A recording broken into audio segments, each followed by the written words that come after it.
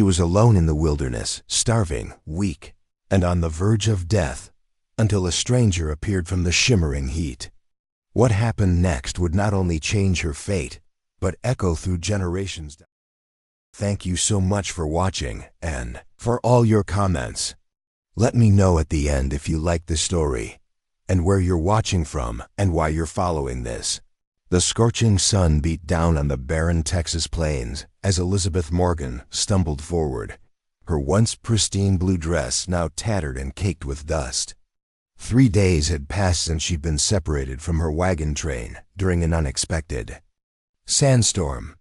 Her lips were cracked, her throat parched, and her stomach had long since stopped growling, moving instead to a hollow ache that seemed to consume her from within. Double quotes, just ... a little further, she whispered to herself, though she had no idea where she was headed. The distant mountains hadn't seemed to grow any closer despite her walking for what felt like an eternity. Elizabeth was the daughter of a Boston merchant who had dreamed of a new life in California. Now at 22, she feared she would never see her family again. The wagon train had been her last connection to civilization, and the wilderness before her seemed endless and unforgiving. She clutched her small canteen, shaking it with trembling hands. Not a drop remained. Her vision blurred as she forced herself forward, one agonizing step after another. The land around her shimmered in the heat, playing cruel tricks on her mind. Was that water ahead, or merely another mirage? Mother ... father ... She murmured, her thoughts growing increasingly disjointed. I'm sorry. As the sun reached its zenith, Elizabeth's knees finally buckled. She collapsed onto the hard, dusty ground, her strength completely spent. As consciousness began to slip away, she thought she heard the sound of hoofbeats approaching. A hallucination, surely one last cruel joke of her dying mind. Through half-closed eyes, she saw a figure on horseback materialize from the heat waves. A tall, broad-shouldered silhouette against the merciless sun. The rider dismounted with fluid grace, approaching her with cautious steps. Water ... She managed to whisper before darkness claimed her. When Elizabeth next opened her eyes, she found herself moving. Strong arms carried her, cradled against a chest that smelled of leather, sage, and open plains. She tried to speak but could only manage a weak moan. Be still, came a deep voice, its tone firm but not unkind. You are safe now. Elizabeth caught glimpses of her rescuer, copper skin, high cheekbones, and long black hair adorned with a single eagle feather. A Comanche warrior. Terror and gratitude battled within her weakened body, but she had no strength to resist as he placed her gently on his horse before mounting behind her. My people's camp is not far, he said, one arm securely around her waist as he guided the horse forward. You will have water there, and food. Why ... Help me, she managed to ask, her voice barely audible. There was a long pause before he answered. The Great Spirit put you in my path. I could not leave you to die.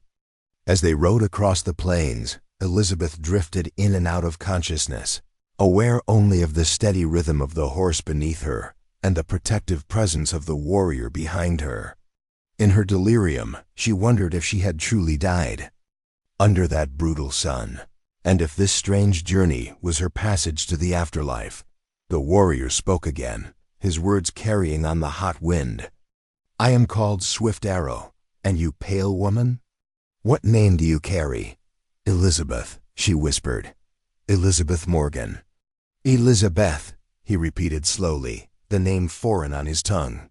Rest now, Elizabeth. The journey is not yet over. As the sun began its descent toward the western horizon, Elizabeth caught sight of smoke rising in the distance. A Comanche camp, a place no white woman had likely ever willingly entered. Fear gripped her heart once more, but in her weakened state, she could only surrender to whatever fate awaited her among Swift Arrow's people. The Comanche encampment bustled with activity as Swift Arrow rode in with Elizabeth slumped against him. Women paused in their work, children stared wide-eyed, and warriors reached instinctively for their weapons at the sight of a white woman. In their midst, Swift Arrow dismounted in one fluid motion, then carefully lifted Elizabeth from the horse. She was dying on the plains, he announced in his native tongue. The sun and hunger had nearly claimed her. An older man with deep lines etched into his face stepped forward. The tribal elder, White Hawk, regarded Elizabeth with a mixture of suspicion and curiosity. "Why bring trouble to our camp?" he asked sternly. "The white people will come looking for her." "She was alone," Swift Arrow replied. "No tracks of others nearby. The Great Spirit guided me to her for a reason." White Hawk frowned but nodded toward a nearby tipi. "Take her there. Morning Sky will tend to her." Swift Arrow carried Elizabeth to the indicated dwelling, where a young woman hurried to spread fresh hides on the ground. Morning Sky, his sister, had always possessed a healer's heart. She immediately set to work, bringing a water skin to Elizabeth's parched lips.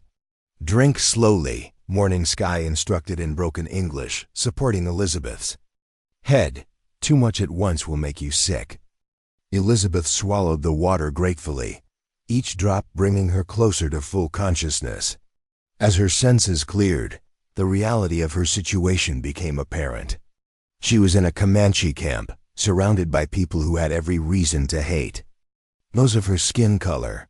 Settlers and Comanche had been locked in bitter conflict for years. "Thank you," Elizabeth whispered, her voice still weak. "You saved my life." Swift Arrow remained by the entrance of the tipi, his expression unreadable. "Rest now. When you have strength, we will talk." Over the next 2 days, Elizabeth slowly regained her strength under Morning Sky's care.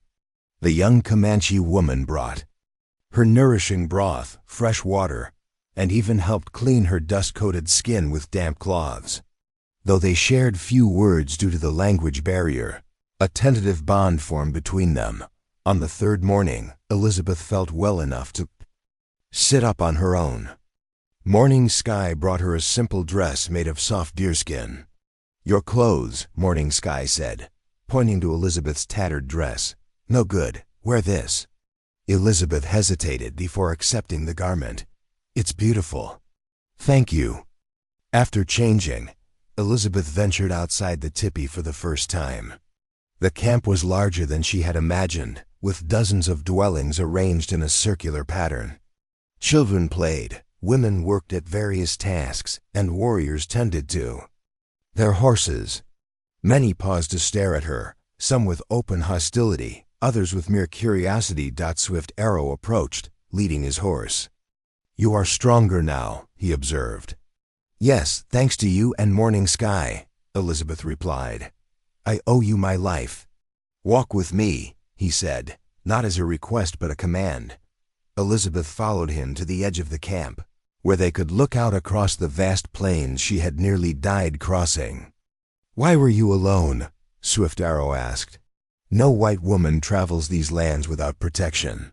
Elizabeth explained about the wagon train, the sandstorm, and how she had become separated from the others. They were heading to California. "My father arranged for me to marry a man there, a business partner I've never met." Swift Arrow's expression hardened slightly. "So you are promised to another." "It was not my choice," Elizabeth admitted. "But it is my duty. Among my people, a woman has more say in who she will join with," he said. Then, after a moment of silence, he added, "You cannot stay here forever. When you are fully recovered, I will help you find your people." Elizabeth felt an unexpected pang at his words. Despite her initial fear, there was something about this place, about these people, that called to her. "What if they've already continued west?" she asked. "The wagon master said they couldn't afford delays." "Then I will take you to the nearest white settlement," Swift Arrow replied. "But that is many days' ride from here." As they walked back toward the camp, Elizabeth noticed several warriors watching them closely, their expressions disapproving. One in particular, a tall man with a scar across his cheek, approached Swift Arrow and spoke rapidly in their native tongue. Though she couldn't understand the words, the tension was unmistakable. What did he say? Elizabeth asked when the warrior had stalked away. Swift Arrow's jaw tightened. That is Running Wolf. He believes you are a spy, or that you will bring soldiers to our camp. He says I have endangered everyone by bringing you here. I would never— I know, Swift Arrow interrupted. But you must understand, his family was killed by white soldiers 2 summers ago. His hatred runs deep. Elizabeth felt a chill despite the warm day. Are there many who think like him? Some, Swift Arrow admitted. But White Hawk, our elder, has granted you protection while you are here. You are safe. As the sun began to set, the camp gathered around a central fire for the evening meal. Elizabeth sat beside Morning Sky, acutely aware of the stares from around the circle. Some were merely curious, others openly hostile. She had never felt so completely out of place, yet strangely not entirely unwelcome. Swift Arrow sat across from her, occasionally translating conversations or explaining customs. When the meal ended, an older woman began to sing, her voice rising and falling in a melody unlike any Elizabeth had heard before.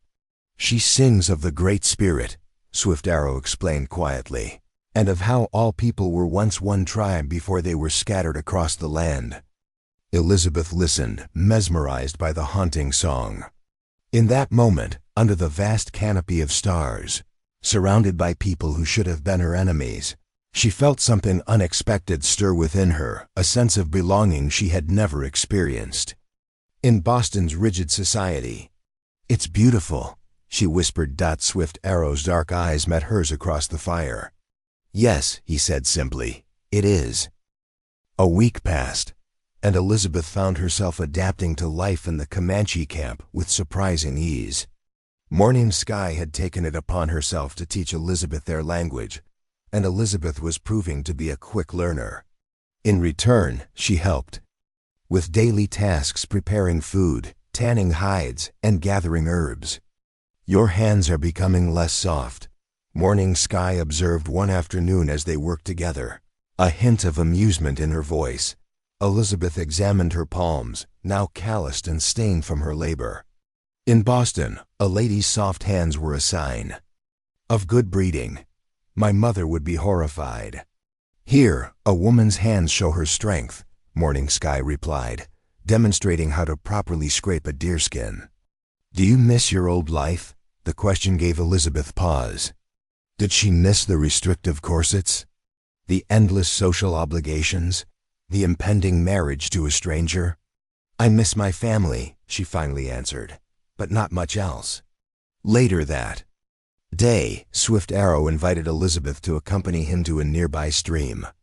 They rode double on his horse, Elizabeth seated behind him, her arms tentatively encircling his waist. The physical proximity made her heart beat faster in a way that both alarmed and excited her. At the stream, Swift Arrow dismounted and helped Elizabeth down, his hands lingering at her waist for just a moment too long. He cleared his throat and stepped back. I brought you here because we must talk, he said, his expression serious. 3 days from now, a trading party will leave for the eastern settlements. You should go with them. Elizabeth felt her stomach drop. So soon? It is not safe for you here, Swift Arrow explained. Running Wolf and his followers grow more restless each day. He believes your presence will bring misfortune to our people. And what do you believe? Elizabeth asked, meeting his gaze directly. Swift Arrow looked away, toward the flowing water. I believe you have changed something within our camp, within me. He paused, choosing his words carefully. But I also know that our worlds are too different. You belong with your own kind. What if I don't want to go back? The words escaped before Elizabeth could consider their implications. Swift Arrow's dark eyes snapped back to hers, searching her face. You speak without thinking. The life of a Comanche woman is harder than anything you have known. You don't know what I've known, Elizabeth retorted, surprising herself with her boldness. To be traded like property in a marriage arrangement. To have no voice, no choice in my own future. And you think you would have more choice here? Swift Arrow challenged. You would always be the white woman, never fully accepted by all. But I would have you, Elizabeth said softly, the truth of her feelings finally clear to her. And Morning Sky, I've found more genuine connection here in 1 week than in 22 years in Boston. Swift Arrow stepped closer, his expression intense. Elizabeth. A sudden whoop from the direction of the camp interrupted whatever he had been about. To say both turned to see a rider approaching at full gallop. Something is wrong, Swift Arrow said, quickly helping Elizabeth onto his horse before mounting behind her. They rode hard back to camp, where they found the community in an uproar. White Hawk approached as soon as they arrived. Soldiers, he said grimly. A patrol was spotted heading this way. They follow the river. How many? Swift Arrow asked, his body tense against Elizabeth's back. 20, perhaps more, with a tracker. Elizabeth's blood ran cold. They can't be looking for me. No one even knows I'm alive. Perhaps not, White Hawk conceded. But they will find you if they come here, and they will assume you were taken. Against your will. I'll tell them the truth, Elizabeth insisted. That you saved me, cared for me. Swift Arrow exchanged a look with White Hawk. They will not believe you. They will see only what they expect to see. A white woman among savages. The camp mobilized quickly. Warriors prepared their weapons while women gathered essential belongings. Swift Arrow explained that they would split into 3 groups, making it harder for the soldiers to track them all. I'll go with you, Elizabeth said. Her decision made. Swift Arrow shook his head. No, you must return to your people. I won't be responsible for bringing harm to this camp, she argued. If I go to the soldiers and explain, they will use you to justify attacking us, Swift Arrow interrupted harshly. They have been looking for reasons to push us further west, away from our ancestral hunting grounds. Running Wolf approached, speaking rapidly in Comanche. Though Elizabeth couldn't understand every word, his meaning was clear from his hostile glances in her direction.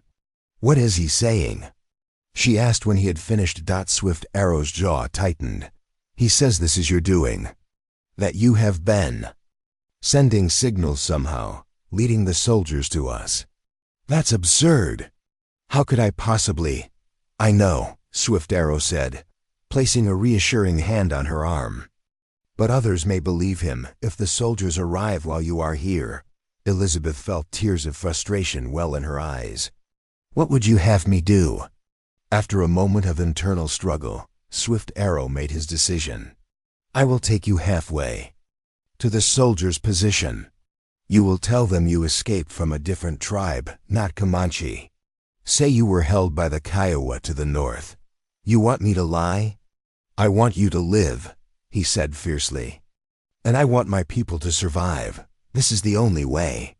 As the camp disassembled around them, Elizabeth helped Morning Sky pack her belongings. The young woman who had become her friend pressed a small beaded pouch into her hand.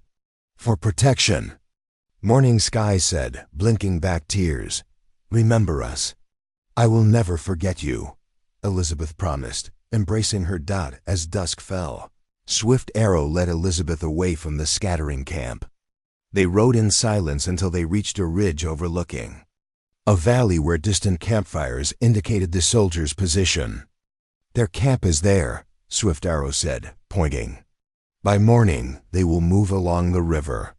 Wait here until dawn, then make your way down. Remember what I told you. Elizabeth nodded, her throat tight with unshed tears. Will I ever see you again? Swift Arrow's expression was unreadable in the gathering darkness. Our paths crossed once by the will of the Great Spirit. Perhaps they will cross again. He dismounted and helped her down for what they both knew might be the last time. They stood close, neither wanting to be the first to step away. Swift Arrow, Elizabeth whispered. He silenced her with a gentle finger to her lips, Some words once spoken cannot be taken back.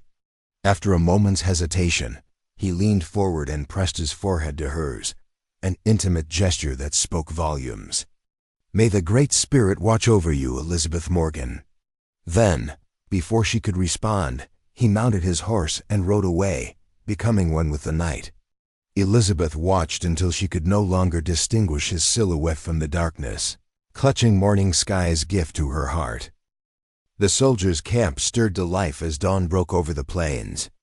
Elizabeth had spent the night huddled beneath a rocky overhang, rehearsing the story Swift Arrow had instructed her to tell.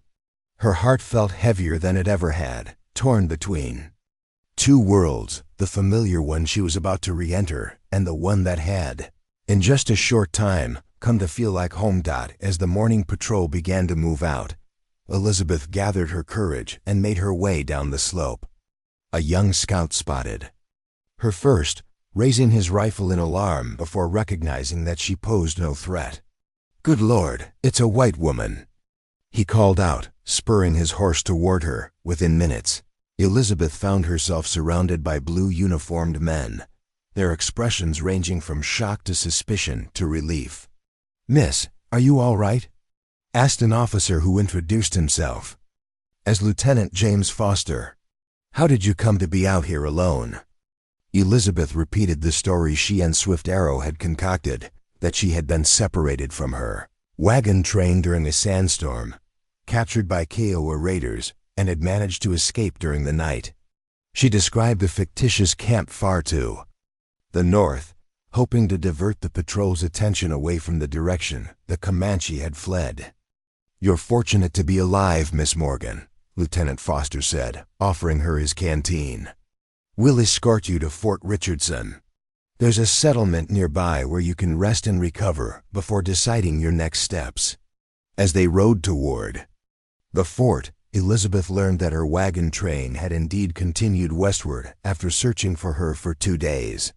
"The master reported you missing when they reached the next trading post," the lieutenant explained. "But frankly, no one expected to find you alive. How long have I been missing?" Elizabeth asked, realizing she had lost track of time. "Nearly 3 weeks, Miss Morgan.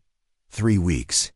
It seemed both an eternity and merely a moment since Swift Arrow had found her dying on the plains. In that short time, everything she thought she knew about herself and about the people she had been taught to fear had changed irrevocably. At Fort Richardson, Elizabeth was given a small room in the commander's house. The commander's wife, Mrs. Abigail Thornton, provided her with proper clothing and listened sympathetically to her altered tale of capture and escape. "You poor dear," Mrs. Thornton clucked, pouring tea. "To think of you at the mercy of those savages. It's a miracle you well, you know." Elizabeth bit her tongue, fighting the urge to defend the people who had shown her nothing but kindness. Instead, she asked, "What will happen now?" "Well, we've sent word to the nearest telegraph station. If your family left an address where they could be reached, you'll be reunited soon enough. Until then, you're welcome to stay with us." That night, alone in her room, Elizabeth opened the small beaded pouch Morning Sky had given her.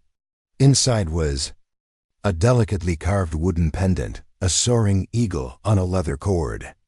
With trembling fingers, she tied it around her neck, tucking it beneath her borrowed dress where it rested against her heart. A week passed at the fort, during which Elizabeth was treated with a mixture of curiosity and pity. She helped Mrs. Thornton with household duties to keep herself occupied, all the while listening carefully to the soldiers' conversations. There had been no sign of the Comanche band they had been tracking. Swift Arrow and his people had vanished into the vast landscape they knew so intimately. 10 days after her arrival at Fort Richardson, a visitor arrived, a Mr. Harold Whitley, her intended husband's representative, sent to escort her to California. "Mr. Prescott was most distressed to hear of your ordeal, Miss Morgan," Whitley explained over dinner. "He has instructed me to ensure your safe passage to San Francisco, where he awaits you." Elizabeth nodded politely, though inwardly she recoiled at the thought of continuing her journey to marry a stranger. How could she possibly explain to this proper Boston businessman that her heart now belonged to a Comanche warrior? That night, unable to sleep, Elizabeth slipped out of the house and made her way to the fort's wall. Climbing the steps to the watchtower, she gazed out across the moonlit plains, wondering where Swift Arrow might be now. Was he thinking of her too, Miss Morgan? Lieutenant Foster's voice startled her from her reverie. "It's rather late to be wandering about. I couldn't sleep," she admitted. "I keep thinking about everything that's happened." The lieutenant studied her with unexpected perception. "Your story doesn't quite add up, you know." Elizabeth's heart raced. "I don't know what you mean. The Kiowa haven't been reported in the area you described. And that pendant you keep touching." He nodded toward her neckline, where she had unconsciously reached for Morning Sky's gift. "That's Comanche craftsmanship." Elizabeth remained silent, unsure how to respond. Lieutenant Foster sighed. "I won't press you for the truth, Miss Morgan. I've been on the frontier long enough to know that things aren't always as simple as the Army would have us believe. But I would advise caution in what you share with others." "Thank you," she whispered, grateful for his unexpected understanding. The next morning, Elizabeth made her decision. When Mr. Whitley came to confirm their departure plans, she met him with calm resolve. "I'm afraid I won't be continuing to California. Mr. Whitley, please convey my apologies to Mr. Prescott, but circumstances have changed." Whitley's shock was evident. "But Miss Morgan, your father's arrangements. My father arranged a marriage." "Believing it was in my best interest," Elizabeth interrupted gently. "But I am no longer the same woman who left Boston. Please tell him I am safe and well, but I must follow a different path now." Despite Whitley's protests and Mrs. Thornton's confusion, Elizabeth held firm. When he departed for California 2 days later, she remained at Fort Richardson, having secured a position as an assistant to the fort schoolteacher. "You understand this is most irregular," Commander Thornton had said when she proposed the arrangement. "A young lady of your background, choosing to remain at a frontier fort... "I understand completely," Elizabeth had replied with newfound confidence. "But the frontier is where I belong now." In the months that followed, Elizabeth became a valued member of the fort community. She taught the soldiers' children and began learning about native languages and customs from friendly traders who passed through. Privately, she documented everything she could remember about her time with the Comanche, determined that their ways and wisdom would not be lost. Then, one crisp autumn morning, a trader arrived with news that made her heart skip a beat.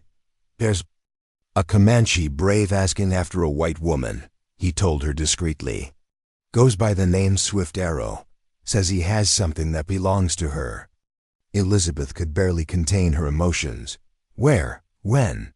"Tomorrow at dawn, Eagle Creek, about 5 miles east of here." The trader gave her a knowing look. "I told him I'd pass along the message, nothing more." That night, Elizabeth packed a small bundle of provisions and wrote a letter to Mrs. Thornton, explaining as much as she dared. Before first light, she borrowed a horse from the stable and rode out toward Eagle Creek, her heart pounding with every hoof-beat dot as the sun crested the horizon. She saw him a solitary figure on horseback, silhouetted against the golden dawn. Swift Arrow. He looked unchanged, yet somehow more vital in her eyes than in her memories. They approached each other slowly until their horses stood side by side. "You came," he said simply. "Did you doubt I would?" she asked. A rare smile curved his lips. "No, I have carried you in my heart since the day we parted. I knew you would come."